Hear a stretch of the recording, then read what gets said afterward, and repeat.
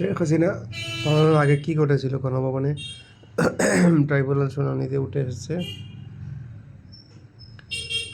গণ অভ্যুত্থানের সময় গত বছরের 5 আগস্ট সকালে গণভবনে সামরিক কর্মকর্তারা শেখ হাসিনাকে ক্ষমতা ছেড়ে দেওয়ার পরামর্শ দিয়েছিলেন। তখন রেগে গিয়ে বলেছিলেন, তাহলে তোমরা আমাকে গুলি করে মেরে ফেলো, গণভবনে খবর দিয়ে দাও। আন্তর্জাতিক অপরাধ ট্রাইব্যুনালের শুনানিতে তথ্য জানান চিফ প্রসিকিউটর মোহাম্মদ তাইজুল ইসলাম।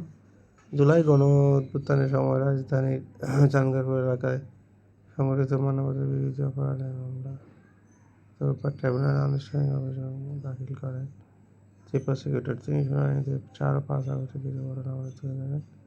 তার বর্ণনা আনুষ্ঠানিক অভিযোগে উল্লেখ করেছে।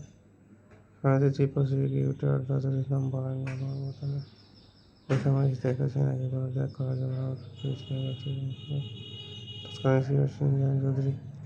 তবে ওবায়দুল কাদের সহ আওয়ামী লীগের শীর্ষ পর্যায়ের একাধিক নেতা এর বিরোধিতা করেছিলেন।